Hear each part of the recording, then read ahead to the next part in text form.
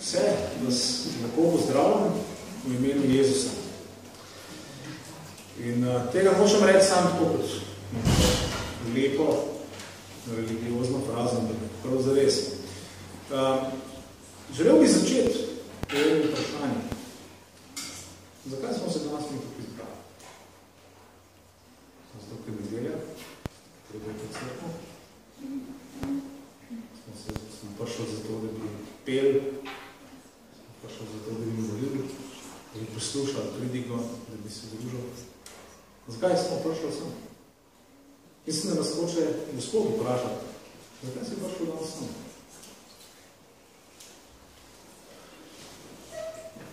Vsi te odgovori so seveda, verjetno so lahko opis naših motivov, ampak jaz bi pa nas želel povabiti en korak globlje. Ker cerkev je tam, kjer se ljudje zberejo okrog Jezusa. Jezus je rekel, tam, kjer sta dva ali pa so trije zbrani v mojem imenu, tam sem jaz sredi med njimi.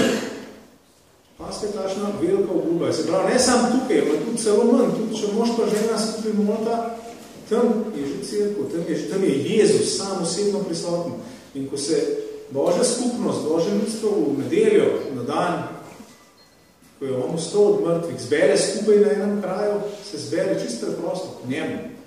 Mi smo se danes zbrali k Jezusu.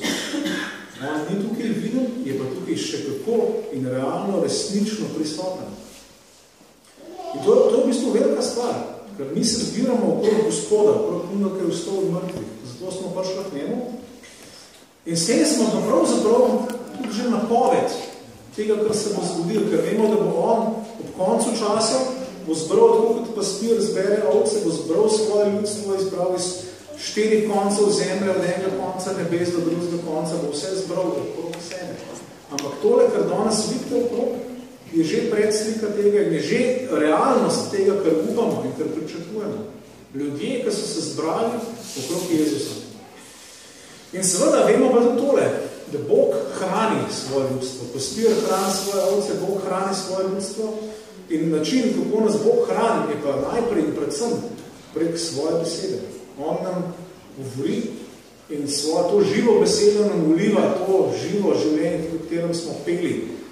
Ko prihaja po Božji besedi, človek ne živi samo od kruha, ampak od vsake besede, ki izhaja iz Božjih ust. Tako da, to je tista drža, s katero moramo pristopiti k Božji besedi. In pa če rečemo z besedami iz razodetja, ker ga zdaj preučujemo, govorimo o šesa za poslušanje, prisluhne, kaj govori duh cerkvan. Danes bomo govorili o cerkvi v Sardih.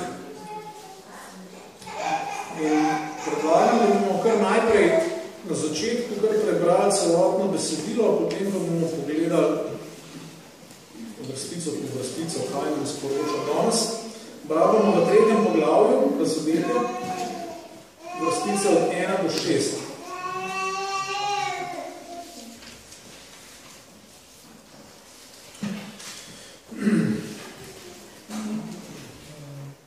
Angel v cerkve v Sardih piše. To govori on, ki ima 7 Božjih duhov in 7 zvezd. Vem za tvoja dela. Imaš ime, da si živ, a si mrtev. Zbudi se torej in okrepi, kar je še ostalo, in je na tem, da umre. Saj nisem našel, da bi bila tvoja dela dopolnjena pred mojim Bogom. Spomni se torej, kako si prejel in slišal. Drži se tega in se spreobrni. Če pa se ne zbudiš, pridem kakor tat in nič ne boš vedel, v katero uro pridem takrat. Vendar imaš v Sardah nekaj oseb, ki niso umazali svojih oblačil, te bodo hodile z menoj v belo, ker so tega vredni. Kdo razmaga, bo tako oblečen v belo oblačilo. Njegovega imena ne bom izbrisal iz knjige življenja, ampak ga bom priznal pred svojim očetom in pred njegovimi angeli. Kdor ima uho, naj prisluhne, kaj govori duh cerkvam.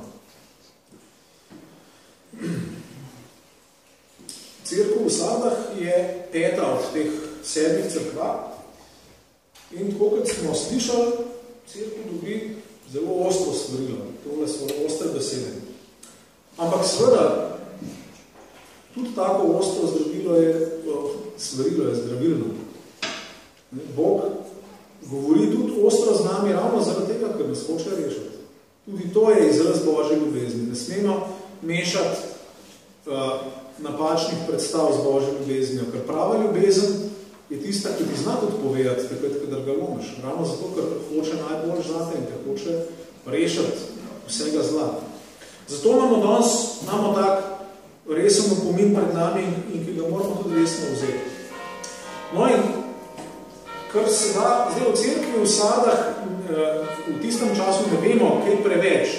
Lahko pa bi sklepali, da je to svarilo naletelo na odprta ušesa, ker približno 70 let pozneje v tej cerkvi najdemo voditelja škofa, pastorja Melitona Sardskega, ki velja za enega najpomembnejših, najbolj plodovitih tudi krščanskih piscev v 2. stoletju. Napisal je več knjig, razlage svojega pisma in tako naprej. Večina se jih ni ohranila, en spis se pa je ohranil, to je v bistvu njegova velikonočna pridiga, ker kar poglobljeno razlaga, kaj je Paska, kaj je velika noč za nas kristjane. Ta spis je tudi preveden in ga v tej knjigi lahko tudi preberete. Zelo priporočam, ker na ta način se malo spoznamo s tem, kaj so recimo verovale prve generacije po Novi zavezi. No, zdaj pa predlagam, da kar se zakopljamo v tekst, ker imamo tukaj precej stvari in precej velikih stvari, ki jih je dobro, da jih premislimo. Kot vemo, so vsa ta sporočila cerkvamo razodetju sledijo določenemu vzorcu. In ena od stvari na začetku je zmeri, da se tako govori, se pravi, Jezus se predstavlja z nekim določenim imenom in to ime je povezano, vsaj po navadi, s tem, kar pride poznaj v tekstu. In tukaj se predstavi kot on, ki ima 7 božjih duhov. Ta 7. božji duh, vemo, da se omenja večkrat v razodetju, tem je tistih 7 bakel pred Božjim prestolom, pa potem jagnje ima 7 oči, ki je 7 božjih duhov in tako naprej.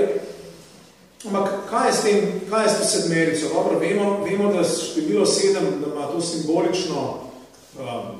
simboličen pomen polnosti, celovitosti, se pravi, samo po sebi to pravi, da je on poln Svetega Duha. Bi pa upozoril na to, da dejansko imamo teh 7 oznak v Stari zavezi pri Izaiju 11.2, to je eno zelo pomembnih Izaijevih preroštev. Napoved v bistvu Mesija je to v 11. poglavju Izaijeve knjige. In tam prerok našteje teh 7 značilnosti, ne? In govori, da bo na Mesiju, ki bo prišel iz Jesejeve korenine, se pravi, ko bo Davidov potomc, da bo počival. Potem ima prav Gospodov duh in Gospodov duh je že kar prva oznaka, se pravi, to je duh, ki je lastna samemu Bogu in potem prav duh modrosti in razumnosti. Duh sveta in moči, duh spoznanja in strahu Gospodovega. Prav 7 značilnosti in vse v bistvu so to so vse Božje lastnosti. Eno je to, da je duh samega Boga. Drugo je to, da je duh Božje modrosti, tiste, ki je ustvarila svet. Duh Božje razumnosti, duh Božjega nasveta, tisti duh, ki zna prav svetovati. Duh Božje moči, tisti duh, ki naredi, da je nastala žilica moren otrok čez 3 sekunde odpre oči. In to je duh spoznanja Božjega. Duh, ki nam daje, da spoznamo živega Boga. In duh strahu Božjega. To je teh 7 lastnosti in to je, mislim, da je dobro, predlagam, da si vzamete čas in razmišljate o teh in da molimo za tega sedmernega duha, da počiva tukaj na zmeta izraz, ki je izredno všeč, da duh počiva v nekom. Kje počivaš? Nekaj ti je dobro, ne? A ni to lepa ideja, da Bog sam počiva v nekom? Da smo mi počivališče za Boga. To je tudi v viziji novega templa je v bistvu ista misel spravljena, da Bog želi počivati v svojem ljudstvu. Ampak še nekaj je važno. Duh v Svetem pismu je dostakrat povezan prav z življenjem. Duh je tisti, ki oživlja. Duh je, ki daje življenje. Se pravi, zdaj, ko se Jezus tukaj te cerkvi predstavi kot tisti, ki je poln duha, hoče reči, koga smo prej, je Katka prej brala, ne, to je duh, ki izvira iz Jezusa in ki oživlja vse. In v tem primeru je to še posebej pomembno, ker kot vidimo, ima tale cerkev zelo resen problem. Dejansko ima problem s smrtjo. Zato pa se vam predstavil premen, da je duh, premen je življenje. No in potem imamo tole besedo, ko pravi, tako kot mnogim drugim cerkvam,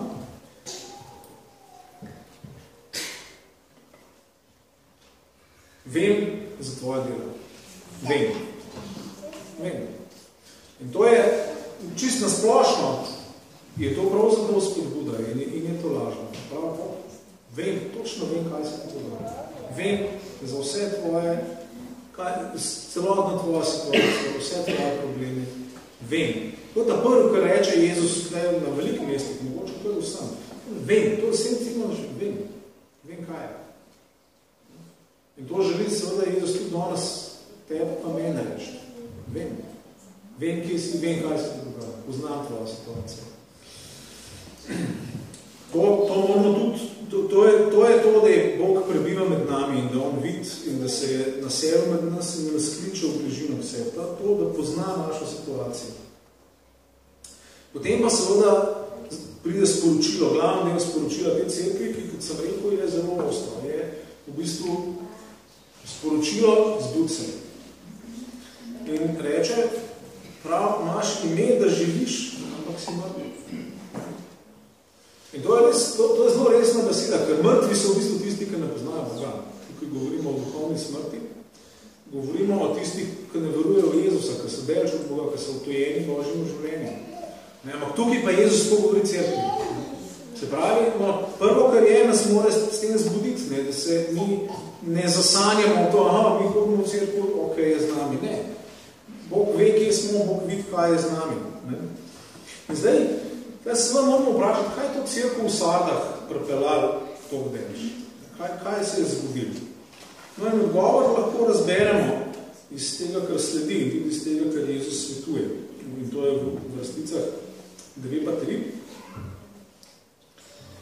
Tako pravi, zbudi se in ukrepi, kar je še ostalo in je na tem, da umrje se. Nisem našel, da bi bila tvoja dela dopolnjena pred mojim Bogom. In ta glavni problem se zdi je tale, tvoja dela niso bila dopolnjena. Kaj zdaj to pomeni? Dejansko, tudi že v nekaterih drugih, recimo že v prejšnji cerkvi, v Tiatiri, on prav tako govori, ne? Kdor zmaga in ustraja do konca v mojih delih, temu bom dal oblast nad narodi in tako naprej. Ne? Jezus v teh pismih večkrat govori o delu in o delovanju. Zdaj pa, kaj smo s tem narediti? Zdaj, prvo, kar je, vemo, da to vprašanje del, je bilo jabolko spora, zaradi katerega so vse protestanti pa katoličani močno spičali v 16. stoletju. To je dejansko to vprašanje cerkev razdelilo. Je pa tudi res, da med teologi danes je prišlo že tudi do vsaj delne sprave ali pa do načina, kako se da oboje razumeti boljše. No, ampak vsekakor se mi zdi, ker je to jedro problema tukaj, se mi zdi prav, da to vprašanje večkrat boljše pogledamo, da bomo to stvar prav razumeli. Kaj Bog želi, kaj Božja volja glede našega delovanja. Zdaj, prvo, kar je to, da če gremo poiskati po novi zavezi, izraz dobra dela ali pa delati dobro, bomo videli, da se ta stvar pojavlja več kot 50-krat. In to vedno se pojavlja v pozitivnem smislu. Zmeraj je to nekaj pozitivnega, nekaj, kar Bog hvali, nekaj, kar Bog pričakuje in tako naprej. Dejansko je tako, da bom dal tale seznam, bom dal na Facebook stran, tako da si lahko pogledate vsa ta mesta. Je dobra stvar dejansko za gledati, za meditirati, za premišljati, ker odpre, malo odpre pogled na te stvari. Se pravi, dobra dela so zmeri nekaj pozitivnega. Recimo, dela postave so negativne lahko, v kakšnem pismu Rimljana, pa kaj tazga, ampak dobra dela, ta izraz je pa vedno pozitiven. In v bistvu iz tega, če pogledamo tale seznam v celoti, bi lahko rekel, da v bistvu dobra dela spadajo k tistemu dobremu življenju, o katerem smo govorili pred 2 tednoma, če se spomnite. Bog nas je poklical, da živimo dobro življenje, ampak dobro življenje v resnici, ne dobro življenje, kot ga razumejo maliki tega časa in potrošniške družbe. Ono pravo, resnično dobro življenje. Dobra dela so samo en vidik tega dobrega življenja. In to seveda, to lahko vidimo takole, ne? Nova zaveza namreč govori najprej, kar v zvezi z Jezusom jih omeni dobra dela. Recimo, v apostolskih delih 10 beremo takole, 10:38, veste o Jezusu iz Nazareta, ki ga je Bog mazilil s Svetim Duhom in z močjo, hodil je iz kraja v kraj ter delal dobra dela in ozdravljal vse, ki so bili pod hudičevo oblastjo, zakaj Bog je bil z njim. Se pravi, najprej Biblija to pripisuje kar Jezusom. Jezus je bil tisti, ki je delal in dela dobra dela. Tam eni vidijo in rečo, gledaj, vse dela dobro. Logično tukaj seveda še nazaj. V bistvu je tisti, ki dela dobro, je Bog sam. In to Bog kot stvarnik, ki naredi znač, pogleda in če glej, dobro je. Prvi dan, drugi dan, tretji dan, 6. dan, glej, zelo dobro je. Bog je tisti, ki dela dobro. Ampak seveda Jezus gre takoj naprej, ne? In pogleda svoje učence, ki so zbrani okrog njega in reče, tako naj sveti vaša luč pred ljudmi, da bodo videli vaša dobra dela in slavili vašega očeta, ki je v nebesih. To je prvi program evangelizacije Jezusov. Prav tako je to isto, prav vi ste luč sveta, vi svetite z mojo lučjo in vi boste to delali.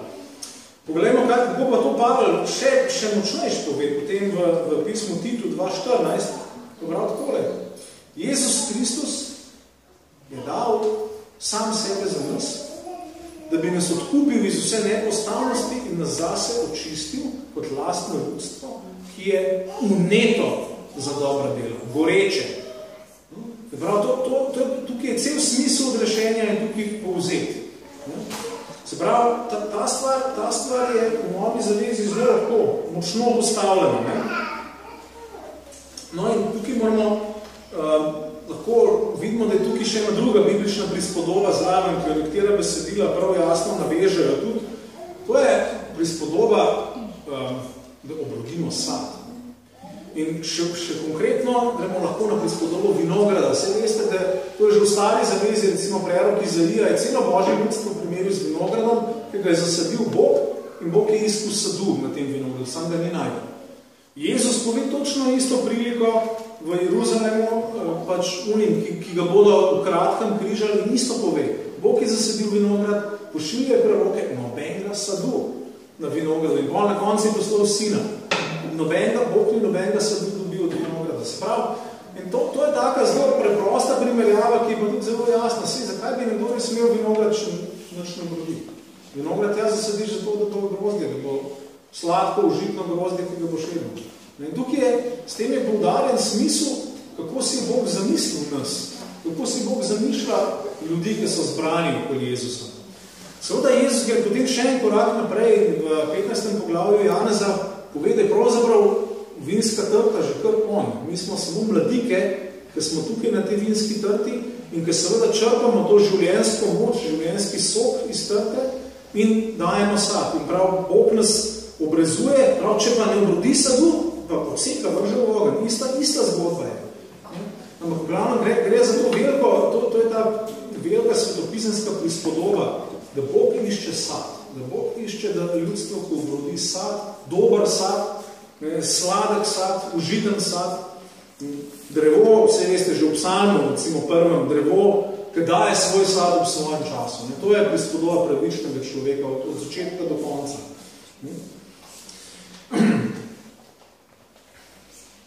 No in se pravi zdaj, taka je slika, Bog išče dober sad v svojem ljudstvu. Se pravi, išče to, da smo vneti za dobra dela, da delujemo, da smo aktivni. Nekje Pavel recimo reče v pismu Galačanom prav, to, kar zdaj šteje, ni neobrezane, ni nereligioznost, ne nereligioznost, ampak vera, ki deluje po ljubezni. Vera, ki deluje po ljubezni. Prav, tukaj imate Pavlovo razumevanje, kaj je bistvo vsega. No, ampak tukaj zdaj pa, seveda, ker govorimo o delih, je pa treba biti pazljiv. In ker smo videli, da je že v zgodovini, so bili tukaj spori, mislim, da je prav, da omenimo 3 nevarnosti, 3 napačne razumevanja, ki se lahko pojavljajo in ki se pojavljajo v zvezi s tem. Prvi problem, prva nevarnost in prva stvar, nad katero Bog pravi svoj ne, je tole, da bi mi poskušali doseči odrešenje s svojimi deli. Da bi poskušali doseči, da nas Bog sprejme s tem, ker mi delamo dobro. Se pravi, svojim performansom, s tem, ker mi se trudimo, ker delamo, da bi nekoga dosegli sprejetje pri Bogu. Božja beseda na tem reče zelo jasen ne. Tako se ne da priti do Boga nikakor. Tukaj nam zmanjka zmeri. Vemo jasno, svetopismo pravi, da Bog nas sprejema po veri. Potem Abraham je zaupal Bogu in Bog mu to štel pravičnost. In Pavel to pravi enako velja za kristijane. Zaupanje. Prvo, kar Bog išče pri nas, je zaupanje. No in to, da človek padel grešno, začne zaupati živemu Bogu, Bog reče, ta človek je ta prav. To je človek, ki gre stran. Ta prav človek, upravičen, gre stran, kriv, da gre stran. Ta človek je grešen, ta človek je sprejet pri Bogu. Prav, prvo ne je to, da bi z deli probali doseči odrešenje. Ta drug problem je pa tle takoj naprej sledi. Je pa mišljenje, ki se bi ga lahko takole izrazil. Ker sem zdaj odrešen brez del, mi bi treba nič delati. Ampak Bog pa ravno tako duk na to stvar reče ne. In v nekem smislu je tole problem cerkve v Sardah. Zdi se, da to imajo ime, da so živi, zdi se, da so to bili ljudje, ki so se enkrat spreobrnili, ampak sadu pa ni bilo. Namreč, Bog, in to bomo videli iz tega, ker poznaj se to pismo prav, mi smo, že iz tega, ker smo prej prebrali, vidimo, Božji načrt, Božje srce je to, da so ljudje, ki so to blizu Bogu, da zato ravno, ker so spravljeni z njim, ker so eno z njim, normalno to Božje življenje teče ven skozi njihova življenja, naravno. Tako kot iz vinske trte gre v mladike naravno življenjska moč, življenjski soki, naravno te mladike dajejo dober sad, tako ne bi bilo. Nekdo, ki bi to hotel rezati stran, je zgrešil, sploh ni dojel. Je kompletno, se pravi, to je druga nevarnost. Da ravno zaradi tega, ker smo odrešeni, da mislimo, da ni treba nič delati. Ma ne, odrešenje je veliko osvoboditev za nekaj, ker nas osvobodi, da z veseljem delamo, kar je dobro. To je smisel evangelija. No, potem je pa še tretja nevarnost, je pa bolj tale. V redu, smo spreobrneni, vidimo, moramo delati. Tretja nevarnost je pa tale, da poskušamo potem pa delati v svoji moči te stvari. Vidimo, smo odrešeni po veri, fajn. V redu, vidimo, moramo delati se tudi, gremo, dajmo svojo moč, dajmo dati vse od sebe. Prav tako narobe, prav tako nevarno. Zakaj? Prvo delo, da Bog hoče od kogarkoli, je vera, je zaupanje Bogu. In to ni majhna stvar. Jezus sam pove v Janezovem evangeliju, Božje delo je, da verujete v njega, ki ga je on poslal. To je prvo delo in s tem, ko mi zaupamo Bogu, se naga naslonimo in vera, biblična vera, svetopisanska vera, pomeni v bistvu postati eno z Bogom, se združiti z njim. Pokud je mladika nezdružljivo, neločljivo izrašča ven iz vinske trte, ni meje, če tole je mladika, tiste je vinska trta, za eno organizem gre. Tako ne bi bili mi eno z Bogom po preprostem zaupanju. Vsajeni smo s čist preprostim otroškim zaupanjem v Jezusa. No in to, se pravi, iz tega prvega dela pa naravno raste vse ostalo, kar Bog je, kar Bog želi, kar Bog hoče, kar Bog dela. Vsa ta dobra Jezusova dela naravno raste. Zato je ta prispodoba sadu tako dobra, ker vsaki nek naravno raste iz nečesa dobrega. In če smo posejeni na dobro drevo, bomo dali dober sad, pravi Jezus. In dobro drevo pa je tukaj, dobro drevo je Jezus sam, kateremu smo danes prišli, da bi bili združeni z njim. Okrog katerega smo se zbrali, kateremu smo se zbrali. In tako da, recimo, to je po mojem najlepš povzeto v še enem Pavlovem odlomku, tam ga prebral v pismu Efežanom 2:8-10. Poslušajte dobro, kako Pavel tle te stvari postavi.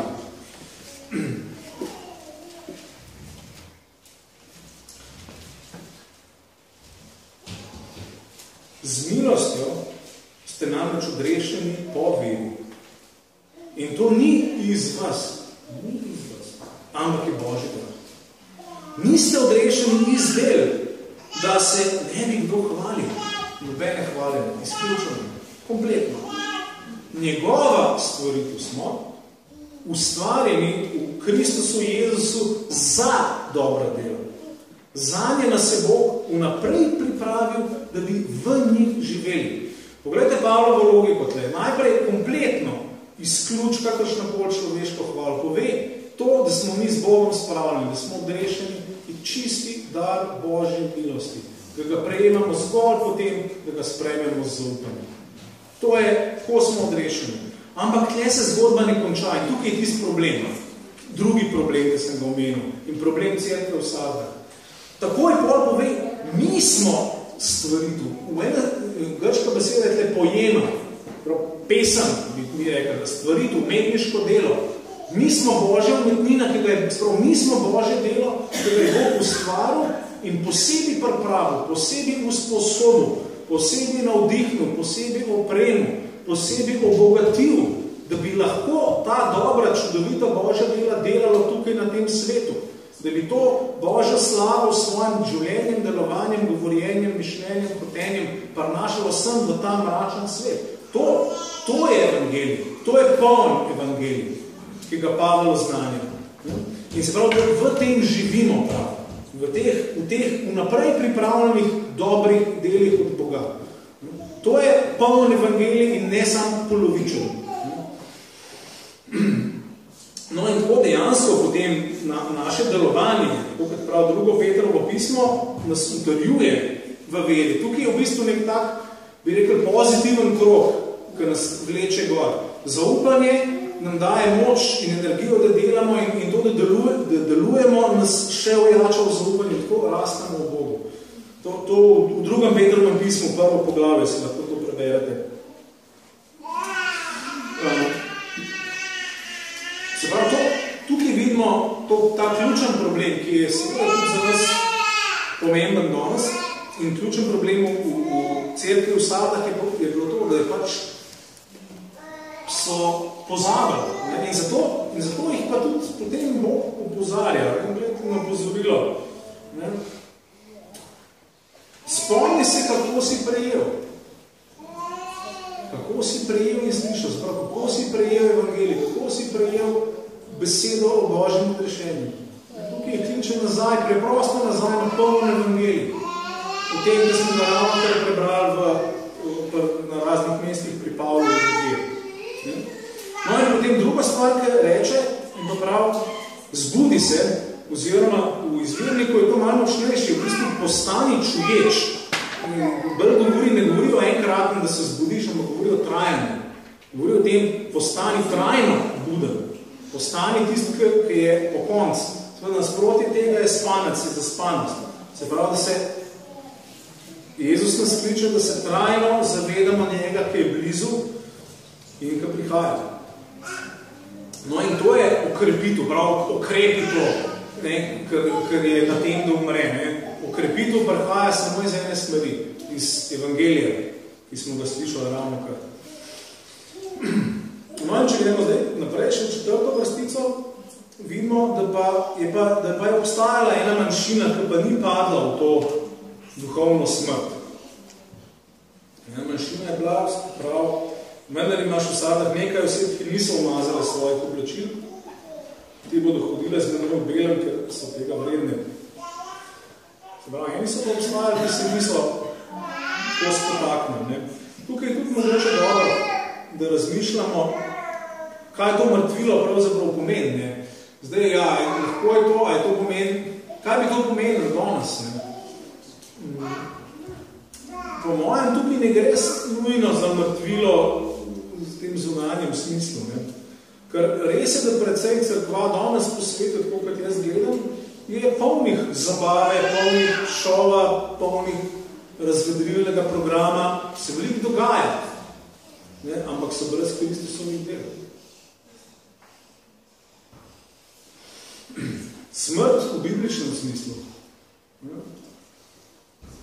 pomeni nekaj drugega. Smrt v bibličnem smislu pomeni, da umiraš zaradi tega, ker slediš sebičnim užitkom, sebičnim željam in slediš v bistvu malikom te družbe. To je tisto, kar smo zadnjič govorili. To je smrt, to je umiranje.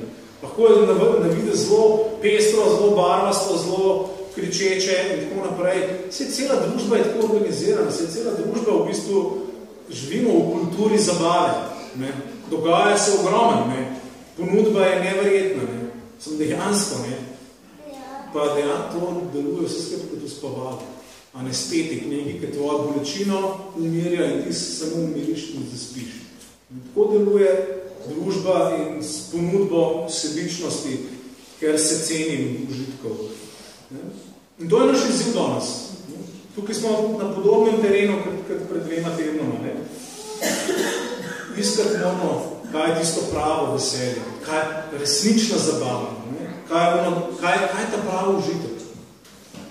Kje je ta pravo užitek? Ker je ta pravo užitek, pa je ta prava zabava. Pa je ta pravo, resnično dobro življenje.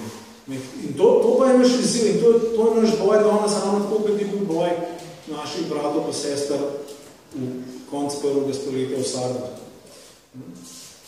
Da iščemo to, kar je prav, ker niso malikovalski ponaredki tega, ker družba je pa vedno bila polna teh ponudb. No in ta prava stvar, pravo življenje, to je ta bela obleka, ki je vidimo v tej vrstici. Ne? Te ponaredki, ta sebičnost, ne? Ta strm način bivanja, stari človek, kot ga Biblija imenuje. To je pa umazana obleka. Ker dejansko bela obleka pomeni Kristusovo naravo, v bistvu, ko smo jo oblekali. S tem, da smo verjeli vanga, s tem, da smo krščeni vanga, v krstu smo bili zraščeni z njim v smrti in v stajenju, oblekali smo belo. In Bog pa hoče, da v tem belem seveda tudi hodimo, v tem živimo. In pomeni tudi seveda duhovniško službo, ki jo upravlja Jezus in ki ne bi jo mi tudi upravljali, ker to je ta ista dobra služba, dobre skrbi za cel svet, za vse ljudi.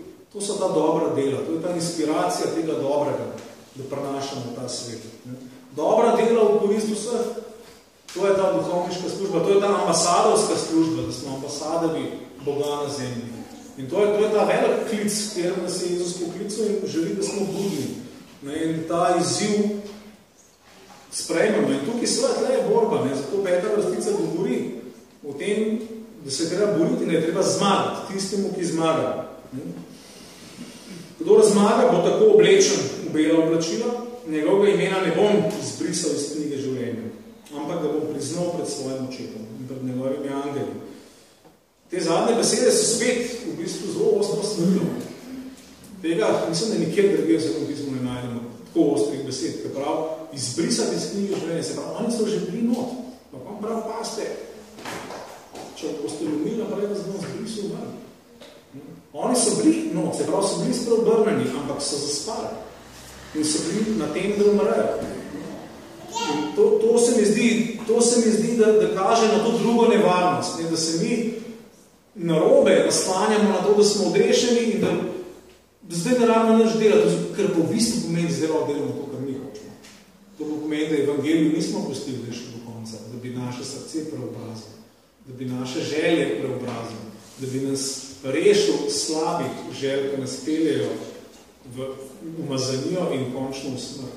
Ampak da bi pustili evangeliju, da naše želje obrne, posveti, prenovi, transformira, preoblikuje, da se začnemo želeti Boga, da se začnemo želeti te Božje stvari, Božjega duha In da se začnemo želeti delati, to, kar je dobro. Ker dejansko je veliko veselje v dobrih delih. V tem delaš dobro, da vidiš, da si osvobojen, da delaš to, kar je res dobro. V tem je veliko veselje zate, je veliko veselje za Boga, je veliko veselje za ljudi. Jezus, ko ne sveti vaša luč. Končal bi s tem, da preberem enostavno par vrstice Svetega pisma. In obenem, da bi nas vse povabil, da sprejmemo v bistvu izziv od Jezusa.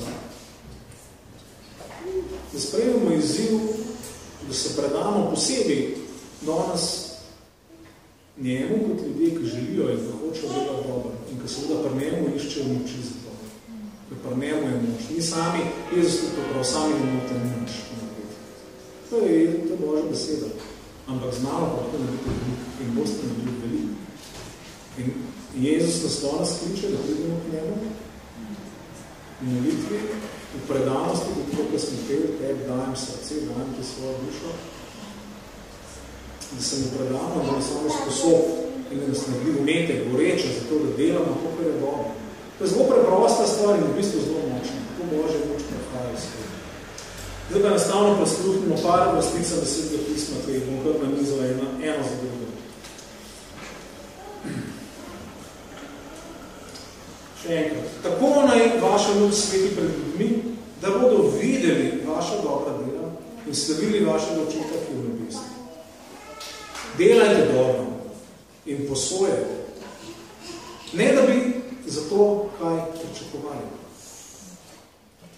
Vi, bratje, pa se ne naveličajte delati dobro.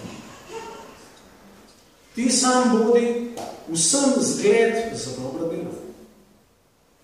Ne pozabite pa delati dobro in deliti svoje z drugimi, kajti take žrtve so Bogu všeč. Ljubi, ne posnemaj hudega, ampak to, kar je dobro. Kdor dela dobro, je od Boga, kdor pa dela hudo, Boga ni videl.